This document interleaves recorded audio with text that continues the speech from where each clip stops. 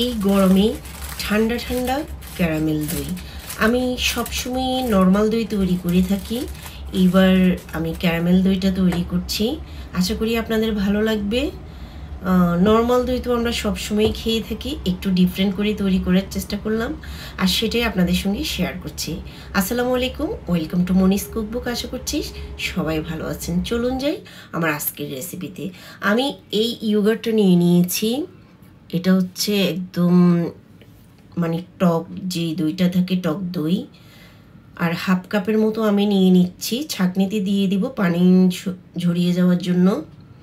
প্রথমে দই বানানোর আগে অবশ্যই টক দইকে বা মিষ্টি দই, টক দই যে যেটা দিয়ে তৈরি করেন না কেন, ছাঁকনিতে দিয়ে দিবেন আধা ঘন্টার মতো, যাতে পানিটা ঝরিয়ে দেয়। এতে করে টক দই অনেক বেশি ভালো হয়।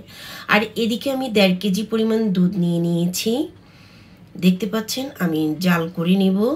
এটা বেশি জাল করার দরকার নেই, এরকম বলক চলে আসলে গরম হয়ে গেলেই কিন্তু চুলা বন্ধ করে দিলে হবে। আর এদিকে আমি ক্যারামেল তৈরি করব। হাফ কাপের মতো আমি সুগার দিয়ে দিচ্ছি। হাফ কাপ সুগার দিয়ে দিচ্ছি, দেখতে পাচ্ছেন। একদমই আমি কোনো পানি ব্যবহার করব না। ভালোভাবে এভাবে মিক্স করতে হবে, অনবরত নাড়াচাড়া করে দিতে হবে। একটু পর দেখতে পারবেন কালারটা চেঞ্জ হয়ে গেছে। যখনই অনেক সুন্দর একটা কালার চলে আসবে, তখনই আমরা দুধ মিক্স করে দিব আর চুলা বন্ধ করে দিব।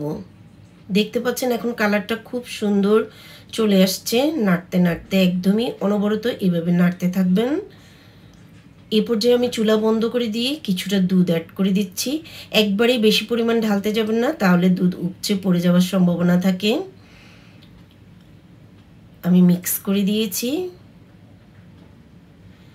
এখন ভালোভাবে দুধের সঙ্গে মিক্স করে দিতে হবে ক্যারামেলটাকে, তাহলে ভিতর থেকে ক্যারামেল একদমই গলে যাবে। আমি মিক্স করে নিয়েছি ভালোভাবে। আর এইখানে দই থেকে একদমই পানি ঝরে গেছে, দেখতে পাচ্ছেন অনেকখানি পানি বেরিয়েছে।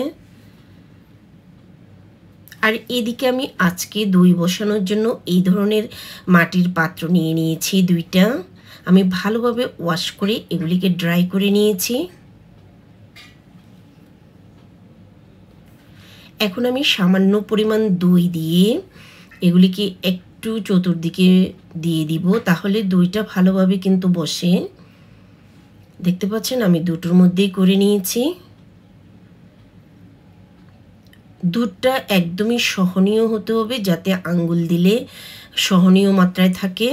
ওই সময় কিন্তু আপনাদেরকে দই একদমই সহনীয় মাত্রায় চলে এসেছে।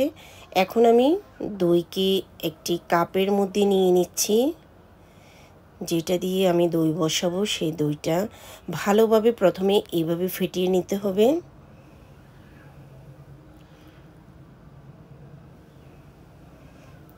তারপরে দুধের মধ্যে মিক্স করব।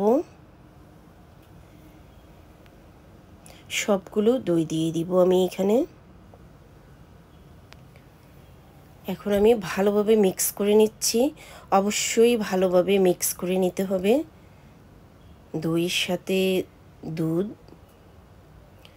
এভাবে যখন ভালোভাবে মিক্স হয়ে যাবে, তখন আমি মাটির পাত্রে ঢেলে নেব।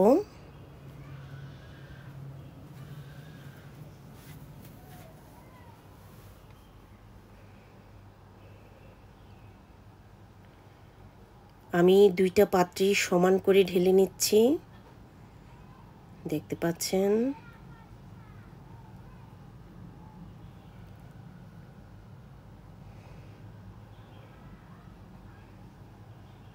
একদম সমান সমান করে ঢেলে নিয়েছি।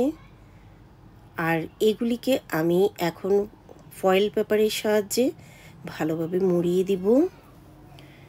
এই ধরনের ফয়েল পেপারের সাহায্যে ভালোভাবে মুড়িয়ে দিতে পারেন, অথবা আপনাদের কাছে যদি বড় টাওয়েল থাকে অথবা গরম কোনো ছোট ব্ল্যাঙ্কেট থাকে, ওগুলি দিয়েও কিন্তু ঢেকে রাখতে পারেন।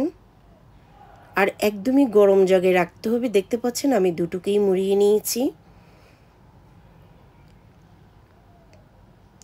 আর এদিকে আমি ওভেনকে 10 মিনিটসের মতো প্রিহিট করে নিয়েছি।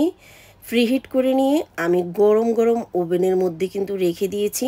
এটা হতে মিনিমাম 2 দিন সময় লেগেছে। 2 দিন পরে সুন্দর করে দই বসে গেছে। এভাবে আপনারা রাখতে পারেন। দেখতে পাচ্ছেন আমার দইটা বসে গেছে, আমি নামিয়ে নিয়েছি। এখন একটু কেটে আমি আপনাদেরকে দেখাবো কত সুন্দর করে দই বসেছে, আর এটা খুবই মজাদার ছিল। আমিও এই ফার্স্ট টাইম তৈরি করেছি ক্যারামেল দইটা। তৈরি হয়ে গেছে আমার মজাদার ক্যারামেল দই। অবশ্যই আপনারা আমার রেসিপিতে ট্রাই করবেন, আর এটা খেতে কিন্তু ভীষণ ভীষণ মজার। তো আজ এ পর্যন্ত, দেখা হবে অন্য কোনো নেক্সট ভিডিওতে। আল্লাহ হাফেজ।